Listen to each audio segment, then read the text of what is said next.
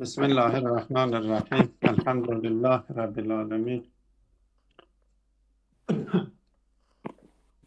Ve salatu ve selamu ala seyyidina ve nebiyyina Ebil Qasimil Mustafa Muhammed ve alihi teyyibin tahirin ve ashabihil muntecebin. El faslul hamisu fi isbati suverin nev'iyye. Beşinci fasla geldik. 6. merhalenin 5. faslına geldik. Arkadaşlar o taraftan eğer kapatırlarsa ses gelmese Evet, iyi olur. ben Ses geliyor. kapatıyorum. Evet, herkes kapatsın. Cevat hocam sen de kapat. Ya Allah. Ben konuşmayacağım. Kapatmasın. Tamam. Ses geliyor hocam. Sizin sesiniz değil. O sağda solda ses çıkıyor. Öyle geliyor ses. Hop.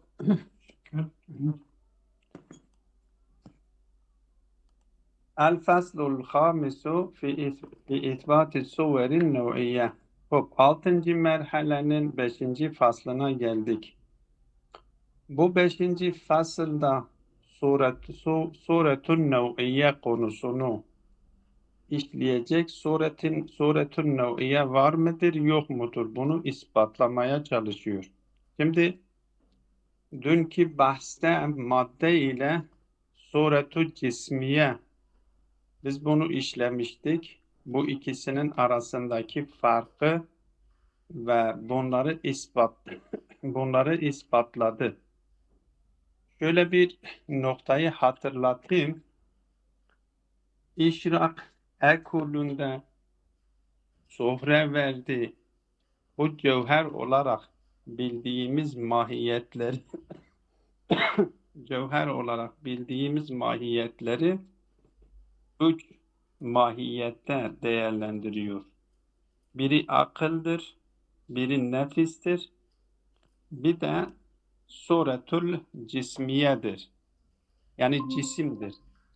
İşrak mektebinde suretul cismiye, suretun nev'iye ve madde. Bu üçünü bir mahiyet olarak kabul ediyor. Bunların tek bir hakikat olduğunu savunuyor.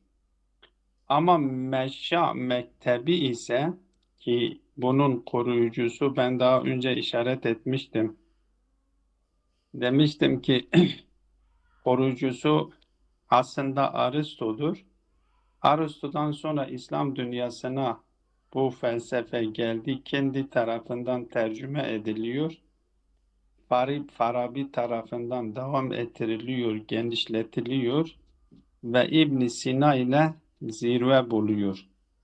Ve İbn Sina ile bu zirve yaptığı için Meşşam Mektebi denildiği zaman İslam dünyasında İbn Sina ile tanınıyor. Koruyucusu diyorlar ki İbn Sina'dır.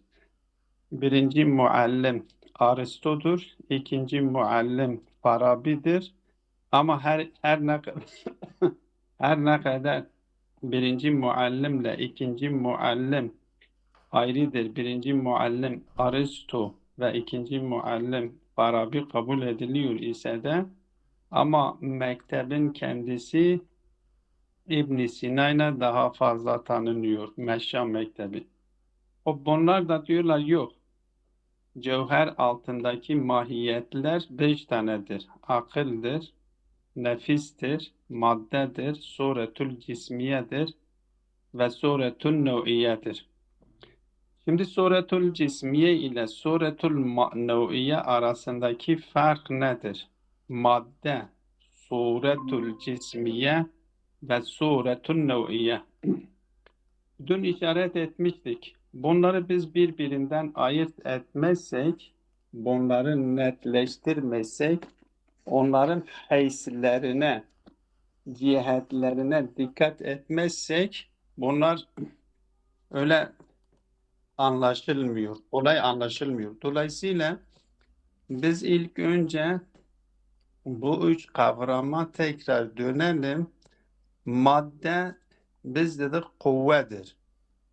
Bu kuvve de iki şekilde değerlendiriyor. Maddetül ula ya maddetül mevad madde-i ula birincil madde.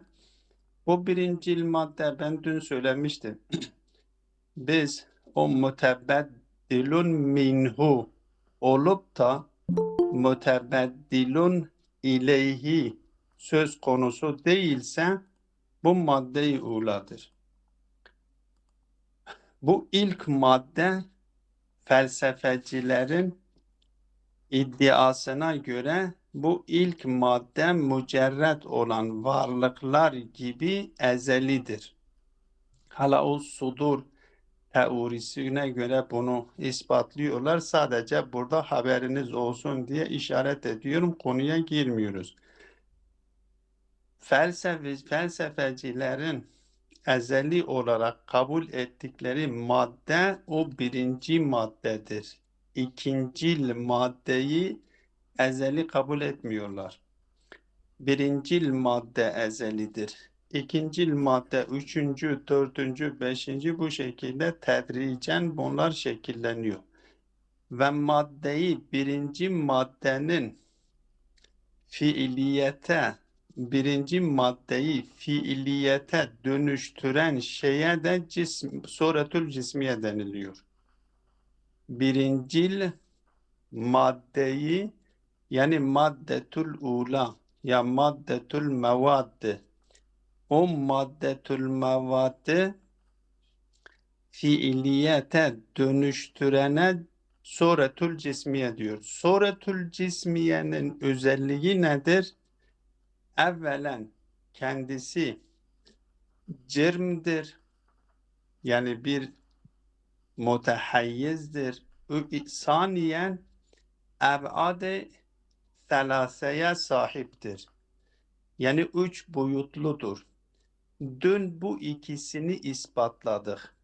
Yani maddeyi ve suretül cismiyeyi ortak ispatladık. Dün üzerinde odaklandığımız nokta buydu. Ve dün ikinci olarak üzerinde odaklandığımız nokta bu suretül cismiye ile madde arasında bir telazum vardır. Suretül cismiye maddetül ulayı fiiliyete geçirdiği için bu ikisi birbiriyle beraberdir, telazum vardır. Bir diğeri siz olamıyor. Şimdiki bugün öyleyse bu suretül cismiyenin özelliği budur. Eb'ad-ı selaseye sahip olmasıdır. Tol, arz ve umk. Bir madde ispatladık, bir de suretül cismiyeyi. Suretül cismiye dediğimiz zaman sadece ve sadece yapmamız gereken nokta nedir? Dikkate almamız gereken nokta nedir? Eb'ad-ı selase. Ve ikinci nokta da aslında telazümden ziyade bu sonraki cisimlerin tamamında, sonraki maddelerin tamamında bu ilk madde ile suretül cismiye vardır. Şaiidir, hepsinin arasındadır. Bugün bizim ispatlamak istediğimiz, kendisinden konuşmak istediğimiz suret ise suretun nev'iyedir. Peki suret-i nev'iye ile suret-i cismiye arasındaki fark nedir? Her zaman bunu bilinmesi gerekiyor ki her zaman suretül cismiye ki eb'ad-ı selase niteliklidir. Yani tol, arz ve umk bu özellikleri taşıdığı için bununla beraber bir madde vardır. İkincil maddedir ve ikincil maddenin kabul edeceği suret yine suret-i cismiye ile beraber suret-i nev'iye de vardır. Suret-i cismiye maddeyi fiiliyete geçiriyor. Suret-i nev'iye ise her cismin kendisine has eserlerinin olduğunu olduğuna kaynaklık yapıyor. Çünkü şimdi biz göz önünde bulundurduğumuz cisimleri dikkate alın. Mesela biz bir demir parçasını alıyoruz ve bu demir parçasını ateşin üzerine koyduğumuz zaman bu demir parçası yumuşuyor. Demir parçasını ateşin üzerine koyuyoruz ve ateşin üzerine konulmuş olan bu demir parçası bakıyoruz ki kendisinin kabul ettiği eser nedir? Yumuşamadır. Biz ot görüyoruz dışarıda. Otun vermiş olduğu eser, ateşin vermiş olduğu eser, demirin vermiş olduğu eser ya kabul ettiği eser. Onlar birbirinden farklıdır. Şimdi bu farklılıklara kaynaklık yapan madde-i ula mıdır? Cismi suretül cismiye midir? Yoksa bunun dışında başka bir şey midir? Eğer biz madde-i ula desek, madde-i ula fukdandır. Çünkü kuvvedir. Öyleyse madde-i ula eserin sahibi olamıyor. Cismi, suretül cismiyeyi kabul edersek desek ki bu eserlerin sahibi, bu muhtelif eserlerin sahibi suretül cismiyedir desek, suretül cismiye hepsinde vardır. Bütün cisimlerde, çünkü dün odaklandığımız noktalardan bir tanesi de buydu. Suretül cismiye bütün cisimlerde söz konusudur. O zaman bu farklılıklara kaynaklılık yapması imkansızdır.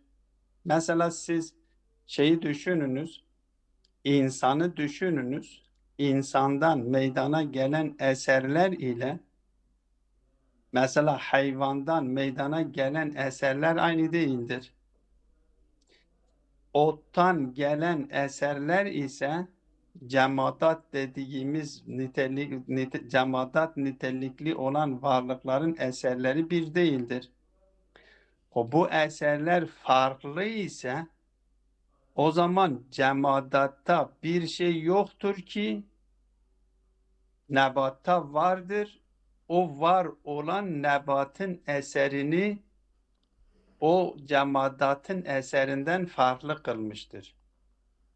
Bir şey nebatta yoktur, hayvanlarda vardır. Hayvanlarda var olan şey hayvanların eserini nebattan farklılaştırmıştır. İnsanlarda var olan eser de bunu genel anlamda söylüyorum. Siz tek tek cisimler üzerinde de bunu uygulayabilirsiniz. Mesela bir elmayı düşününüz. Kokusu farklıdır. Bir portakalı düşününüz. Kokusu farklıdır. Bir elmanın rengi farklı. Portakalın rengi farklıdır. Sunun eseri farklıdır. Ağacın eseri farklıdır. Biz bunları bakıyoruz ki her bir cismin eseri bir diğerinkinden farklıdır. Eğer biz desek ki o cisimlerde bir farklılık söz konusu değildir ki hepsinde sadece ve sadece suretül cismiye vardır. O zaman suretül cismiye bu farklılıklara kaynaklık yapmaması gerekiyor. Mesela ben yine en basit bir örnek insanlar için mesela örnek veriyorum. Bir insanı düşününüz. El insanu bima huvel insan insandır. Ama biz bir insana mümin diyoruz. O müminlik kelimesinin ifade etmiş olduğu mana birisinde vardır ki sebep olmuş insanla birlikte biz ona mümin diyelim. Ama biz birisine kafir diyoruz. Birisine müşrik. Hala mistak şu bu biz önemli değiliz. Sadece bu kavramların işaret etmiş olduğu farklılıklara işaret ediyorum. Hala dışarıda gerçekten kim mümindir, kim münafıktır, kim müşriktir o bizi ilgilendirmiyorsun. Ama her kelimenin işaret etmiş olduğu mananın diğerinden farklı olduğunu gösteriyor. Demek ki o birisinde bir şey vardır ki diğerinde yoktur. Dolayısıyla ona birisine mümin diyoruz, birisine kafir diyoruz. Birisine Müslüman diyoruz, birisine münafık diyoruz. Birisine Müslüman diyoruz, birisine mesela muttaki diyoruz. Hop. Bu kelimelerin her birisi insandaki farklılığa işaret ediyor. Demek ki bir farklılık vardır. Hop, cisimlerin tamamında da böyle bir durum söz konusudur. Bu cisimlerdeki farklılıklara kaynaklık yapan şey nedir? Bir cisim su gibi cisim vardır. Islaklık yapıyor, susuzluğu gideriyor. Bir cisim vardır ki topraktır. Toprak bakıyorsun ki yapıyorsun o cisim susuzluğu gidermiyor. Belki susuzluğa kaynaklık yapıyor. Bir cisim vardır koku veriyor, bir cisim vardır koku vermiyor. Bu farklılıklara kaynaklık yapan nedir? Temel soru budur. Meşya felsefesindeki ekol felsefesinin sahipleri diyor ki demek ki bu cisimlerde cismi suretul cismiye dışında bir suret daha vardır. O suret buna kaynaklık yapan, bu farklılıklara kaynaklık yapan surete suretun nev'iye diyoruz. Yani türü belirleyen suret. Cisim, bima huve cisim dediğimiz zaman suretul cismiye yani bir suret vardır ki o maddenin cisim olmasını sağlıyor. Bakın dikkat edin.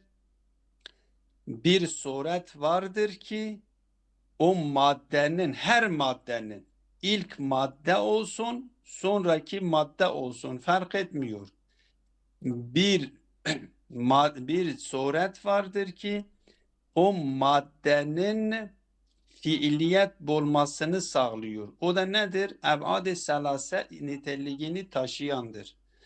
Eb'ad-ı selase dediğimiz zaman tol, umk, arz o madde olanını fiiliyete geçiriyor. Ama bir suret de vardır ki o eserlere kaynaklık yapıyor. İkinci bir suret. O birinci suret cism olmasını sağlıyor. Birinci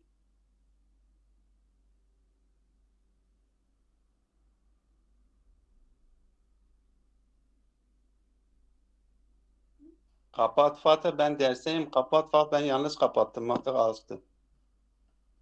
Fatih.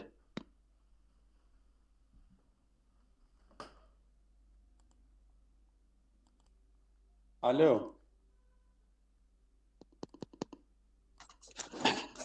Öyleyse bir suret vardır ki o maddenin o söylediğim kuvveye fiiliyet kazandırıyor. Bütün maddelerde bu söz konusudur. Bir suret de vardır ki o cisimlerin eserlerinin bir diğerinden farklı olmasını sağlıyor. Bu heyse biz ne diyoruz? Suretun nev'iye diyoruz. İşte temel soru burada budur. Diyor ki bu eserlere kaynaklık yapan menşe ya kaynaklık yapan kaynak nedir? Diyor madde olamıyor. Çünkü madde fukdandır. Suretül cismiye olmuyor. Çünkü suretül cismiye bütün cisimlerden müşterektir. Yani eb'ad-ı selase bima huve eb'ad-ı selase'yi ifade ediyor. Ve maddeye fiiliyet bağışlıyor. O zaman bu eserlerin farklılığına kaynaklık yapan nedir? Ya erez olduklarını kabul ediyorsun, ya cevher olduklarını kabul ediyorsun. Yani madde dışında ve suretül cismiye dışında Ya diyeceksiniz ki bir cevher vardır, o cevherin kendisi bunlara kaynaklık yapıyor. Ya da diyeceksiniz ki erezdir. Erez de desek o erezin kendisi muhakkak bir cevhere dayanması gerektiği için erezin kendi başına bunlara kaynaklık yapması imkansız olduğu için mecburen bir cisme dayandırmamız, surete dayandırmamız gerekir. Suretül cismiyeye dayandırırsak, suretül cismiye hepsinde ortaktır. Hepsinde ortak olduğu şey onların farklılıklarına sebep olmuyor.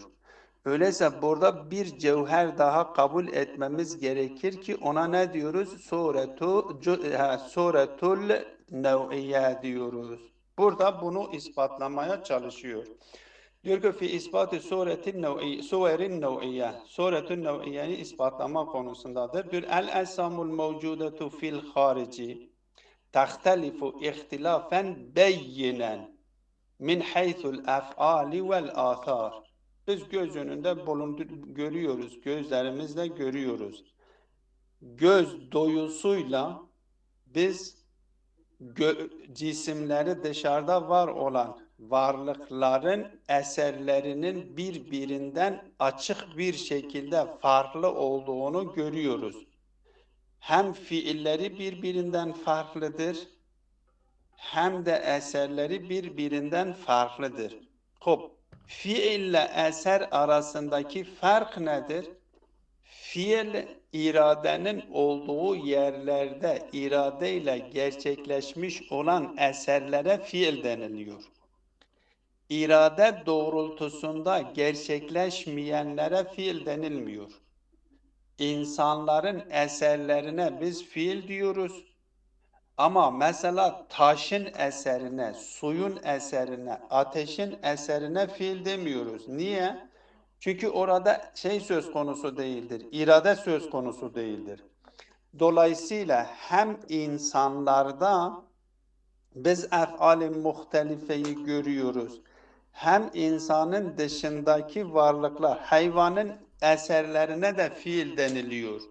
Hayvanlar da çünkü irade sahibi oldukları için biz onlara da fiil, onların eserlerine de fiil diyoruz. Ama insanla hayvan dışındaki varlıkların eserine sadece eser diyoruz, fiil demiyoruz. Onun için diyor ki burada min haythul ef'ali vel athar, hem athar bakımından hem ef'al bakımından bunların birbirinden farklı olduğunu görüyoruz. Mesela dikkat edin, biz bir insana mümin diyoruz, fiilinden dolayıdır. Müşrik diyoruz yine fiilinden dolayı. Elbette fiil ister fiili cevarihi olsun, ister fiili cevanihi olsun. Yani kalbi fiiller olsun, ister bedensel, fiziksel fiiller olsun, fark etmez. İster cevarihi, ister cevanihi. İnsanın fiilleri birbirinden farklıdır. Birisine o fiillerinden dolayı birisine müşrik diyoruz, birisine kafir diyoruz, birisine mümin diyoruz, birisine Müslüman diyoruz, birisine muttaki diyoruz ve birisine fasık diyoruz, birisine zalim diyoruz. Bakın bu farklı ef'allardan dolayı farklı isimler takıyoruz. Aynı zamanda ateşin eseri, bir gülün eseri, gül koku veriyor. Mesela koku, gülün kokusu elmanın kokusundan farklıdır. Elmanın kokusu farz edelim portakalın kokusundan farklıdır. Bunlar eserlerin birbirinden farklı olduklarını biz açık bir şekilde görüyoruz. وَهَذِهِ الْاَفْعَالُ وَالْآثَارُ لَهَا مَبْدَأٌ جَوْهَرِيٌّ لَا مَحَالَةَ. Bunlara bir mebde-i cevheri bir kaynak. Cevher erez karşısındadır. Yani erez olamıyor çünkü erezin kendisi cevhersiz olamıyor. Her erez kendisi cevherle olduğu için cevhersiz erez imkansızdır. Diyor ki öyleyse bir mebde-i cevheri olması gerekiyor. Bu mebde-i cevheri de iki tanedir.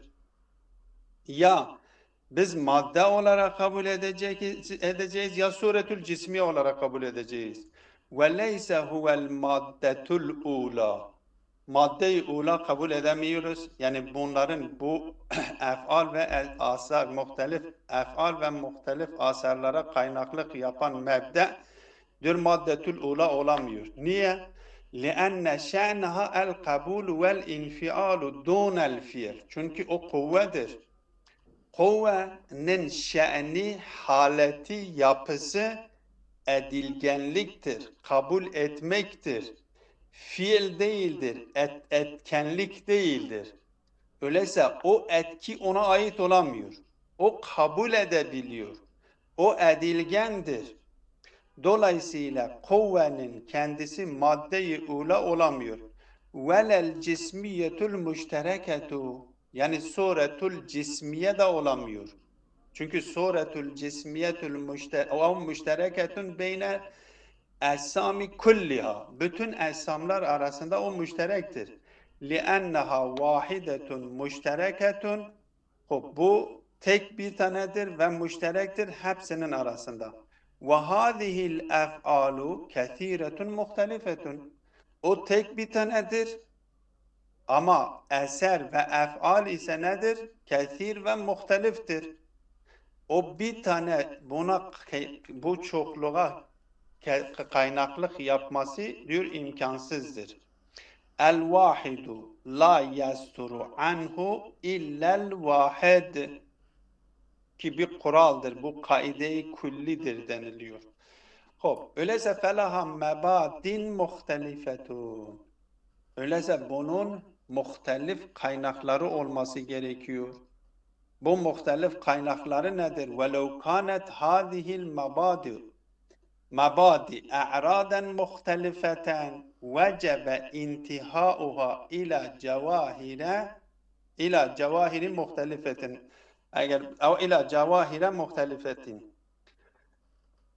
Eğer biz bunları araz olarak kabul etsek, yani bu ihtilaflı fiillere, muhtelif eserlere kaynaklık yapan kaynağı biz araz olarak kabul edersek, bu arazın kendisi illa ve billah şeye dönmesi gerekiyor, cevhere dönmesi gerekiyor ki çünkü araz cevhersiz olamıyor.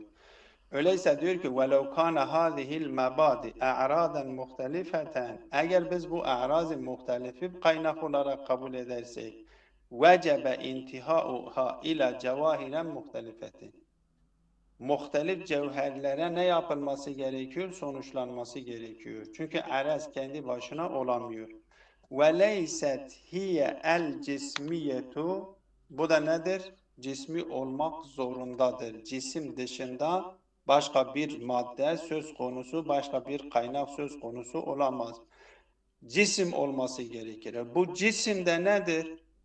O cismi ki madde-i ulayı fiiliyete geçirmiş, o da olmuyor. Niye diyor cisim dışında olmuyor? Lima semi'te min iştirakiha beynel cemii ve leyset hiyel cismiyetu. O cismi değildir. O madde, o suretül cismiye değildir. O suretül cismiye de olamaz. Niye? Lima semiyete min iştirakiha beynel cemii. Çünkü hepsinin arasında o müşterektir.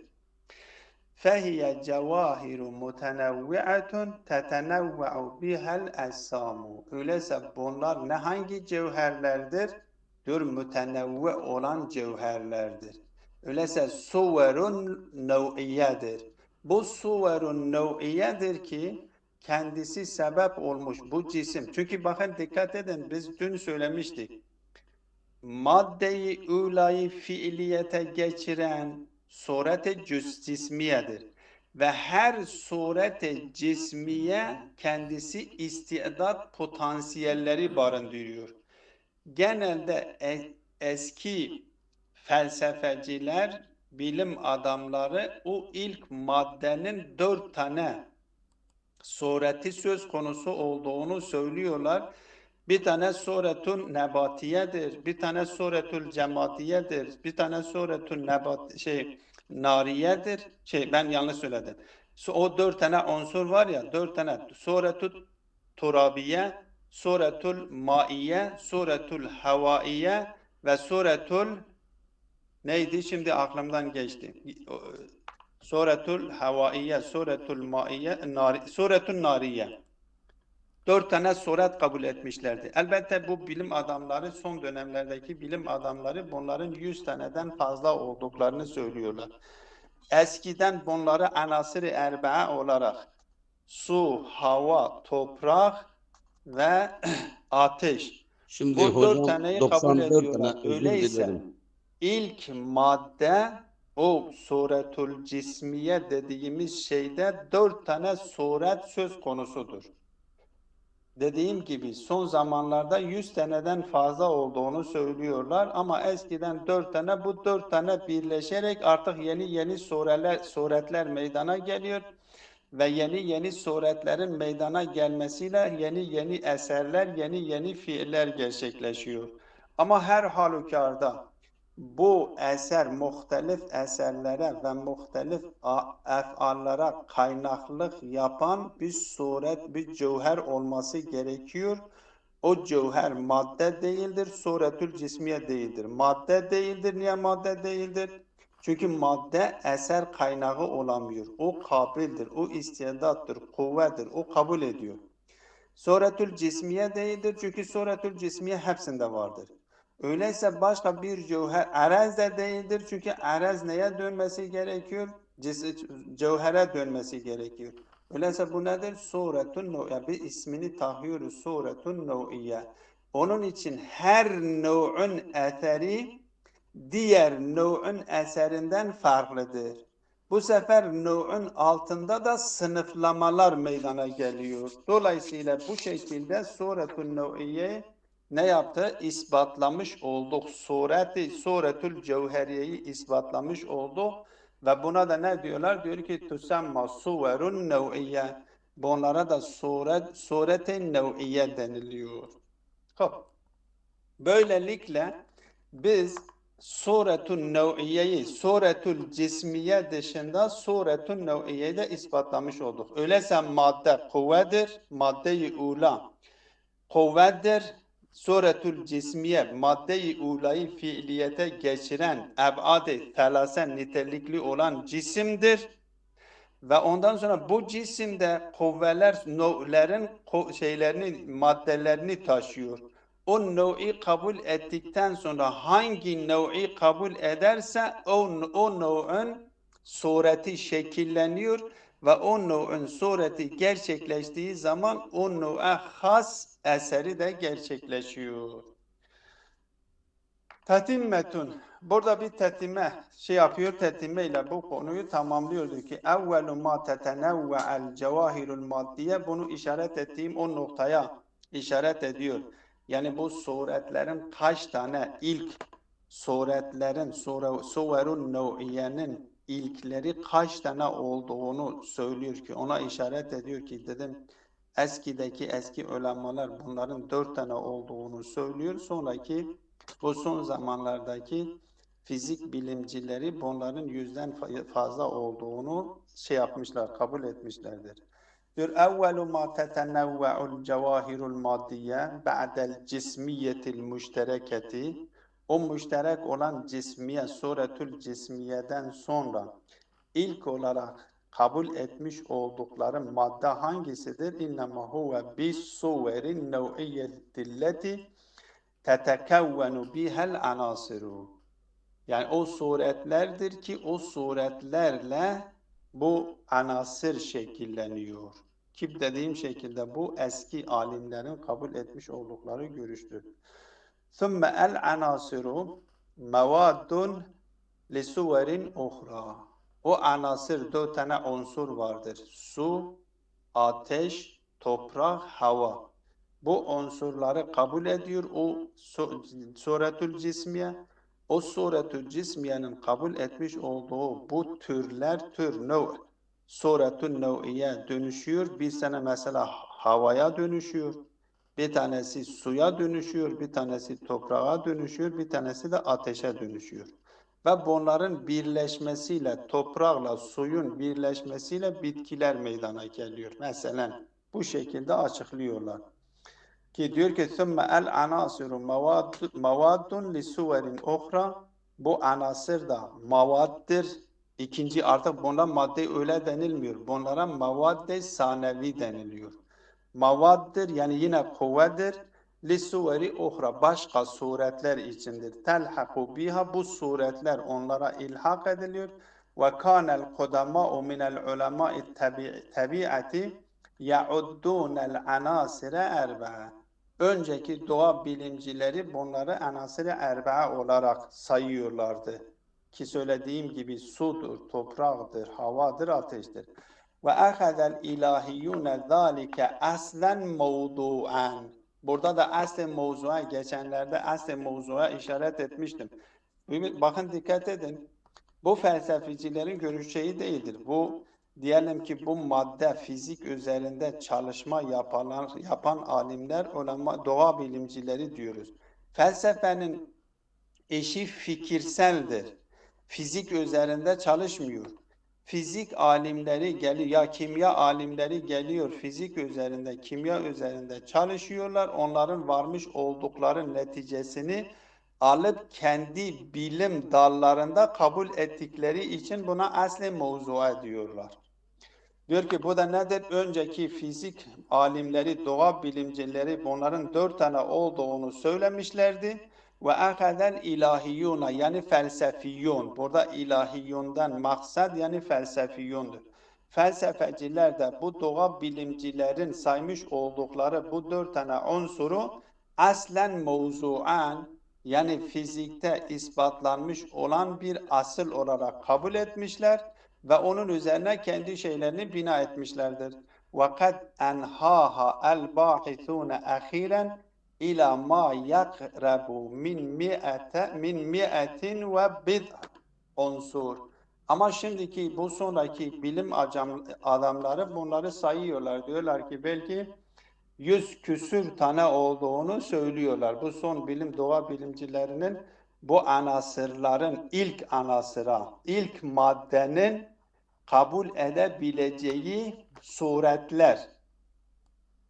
Eski doğa bilimcileri ilk maddeyi şekillendiren suretül cismiyenin kabul etmiş olduğu suveri nev'iye 4 tanedir. Ama sonraki bu son zamandaki fizik bilimcileri, doğa bilimcileri diyorlar yok. O ilk cismin yani suverül cismiyenin kabul etmiş olduğu suverler 100 küsürdür. Artık bu yine de bununla değildir. Belki daha da fazlalaştırılabilir. O önemli değildir. Bizim için sayı önemli değildir. Bizim için en önemli olan nokta şudur. Suretül cismiye dışında suretül nev'iye diye bir cevher var mıdır yok mudur? Felsefeciler diyorlar ki eğer olmamış olsaydı varlık aleminde, bu madde aleminde, cismani alemde farklı eserler ve farklı fiillerin gerçekleşmesi mümkün değildi. Biz varlık aleminde gerçekleşmiş olan farklı eserlerden, farklı fiillerden yola çıkarak şunu ispatlayabiliyoruz ki suretül cismiyenin kabul etmiş olduğu suver-i nev'iye söz konusudur. Ama bu suver-i nev'iye ister 4 tane olsun, ister 100 tane olsun, ister 1000 tane olsun bizim için önemli değildir. Böylelikle meşrep felsefecilerin kabul etmiş olduğu bir madde söz konusudur. Madde de 2 kısımdır. Maddetül ula, maddetül mevad ve maddetül thani. 2.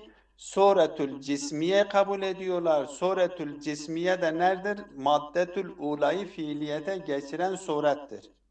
Ve bu madde ile suretül cismiyenin birleşmesiyle ki bunlar arasında telazum vardır ki sonraki fasıllarda zaten bunu da işliyor.